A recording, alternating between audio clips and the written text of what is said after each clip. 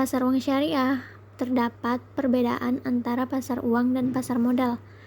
Dalam pasar uang, menyediakan sarana pengalokasian dan pinjaman jangka pendek, karena itu disebut pasar likuiditas primer. Sedangkan pasar modal berkaitan dengan surat-surat berharga yang berjangka panjang. Dana yang diperjualbelikan dalam pasar modal adalah dana yang bersifat permanen atau semi permanen. Sedangkan pasar modal memiliki tempat transaksi khusus, yaitu bursa efek. Sedangkan pasar uang disebut sebagai pasar abstrak karena transaksinya tidak dilakukan di satu tempat, tetapi lewat media telekomunikasi. Dari selanjutnya itu ada fungsi, peserta, dan tujuan pasar uang. Yang pertama ada fungsi pasar uang. 1. Sebagai sarana alternatif khusus bagi lembaga-lembaga keuangan. Yang kedua, sebagai sarana pengendali moneter tidak langsung oleh penguasa moneter dalam melaksanakan operasi pasar terbuka. Yang ketiga, dalam hal fungsi informasi, pasar uang dapat memberikan informasi bagi perusahaan, pemerintah, perorangan, sektor luar negeri, peserta pasar uang lainnya. Yang kedua, ada peserta pasar uang. Dalam pasar uang sebenarnya terdapat 3 pihak yang terlibat, yaitu para peminjam, para pemberi pinjaman, perantara atau intermediaris, misalnya lembaga keuangan, baik non-bank maupun bank, serta pemerintah. Pihak peminjam maupun investor dapat terdiri dari individu ataupun perusahaan. Sementara itu, lembaga keuangan merupakan badan usaha yang kekayaannya terutama dalam bentuk aset, keuangan atau tagihan dibandingkan aset non-finansial ataupun aset real. Dan yang ketiga ada tujuan pasar uang. Pasar uang pada prinsipnya merupakan sarana alternatif bagi lembaga-lembaga keuangan perusahaan non-keuangan dan pelaku lainnya, baik dalam memenuhi kebutuhan dana jangka pendeknya maupun dalam rangka melakukan penempatan dana atas kelebihan likuiditasnya. Pada pasar uang, di mana secara tidak langsung sebagai sarana pengendali moneter oleh penguasa moneter dalam melaksanakan operasi pasar terbuka.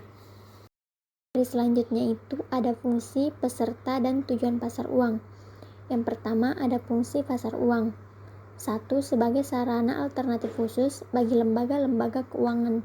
Yang kedua, sebagai sarana pengendali moneter tidak langsung oleh penguasa moneter dalam melaksanakan operasi pasar terbuka. Yang ketiga, dalam hal fungsi informasi, pasar uang dapat memberikan informasi bagi perusahaan, pemerintah, perorangan, sektor luar negeri, peserta pasar uang lainnya. Yang kedua, ada peserta pasar uang. Dalam pasar uang sebenarnya terdapat 3 pihak yang terlibat, yaitu para peminjam, para pemberi pinjaman, perantara atau intermediaris, misalnya lembaga keuangan, baik non-bank maupun bank, serta pemerintah. Pihak peminjam maupun investor dapat terdiri dari individu ataupun perusahaan. Sementara itu, lembaga keuangan merupakan badan usaha yang kekayaannya terutama dalam bentuk aset, keuangan atau tagihan dibandingkan aset non-finansial ataupun aset real. Dan yang ketiga ada tujuan pasar uang. Pasar uang pada prinsipnya merupakan sarana alternatif bagi lembaga-lembaga keuangan perusahaan non-keuangan dan pelaku lainnya, baik dalam memenuhi kebutuhan dana jangka pendeknya maupun dalam rangka melakukan penempatan dana atas kelebihan likuiditasnya. Pada pasar uang, di mana secara tidak langsung sebagai sarana pengendali moneter oleh penguasa moneter dalam melaksanakan operasi pasar terbuka. Pasar uang antar bank berdasarkan prinsip syariah. Pasar uang antar bank Islam mengacu pada pasar uang antar bank di mana syariah Islam berlaku. Pasar uang antar bank Islam tidak berbeda dari pasar uang lainnya. Hanya saja ia adalah bank yang didominasi, dengan pengecualian dari Amerika Serikat, di mana pasar uang sekuritas didominasi dengan dana yang disalurkan melalui penggunaan surat berharga jangka pendek seperti treasury bills dan surat. Yang terakhir ada pasar valuta asing. Pasar valuta asing merupakan keniscayaan selama dunia global menghadirkan berbagai jenis mata uang yang berbeda. Pasar valuta asing memiliki tempat individu, perusahaan, dan bank menjual belikan valuta asing yang menjadi kebutuhan dan keharusan mereka dalam aktivitas kehidupan global yang dijalani.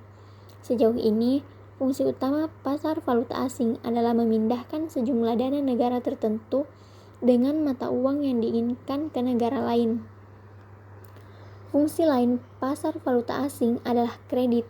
Hal ini diperlukan untuk barang importir yang masih dalam perjalanan kirim atau pemberian tempo pada importir untuk menjual barang dan melakukan pembayaran selepas barang tersebut terjual.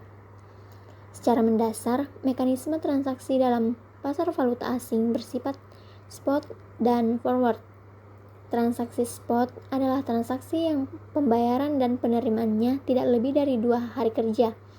2 hari kerja ini dibutuhkan untuk memberikan waktu yang cukup pada pihak terkait untuk mengirim perintah debit dan kredit ke rekening bank luar negeri yang dituju.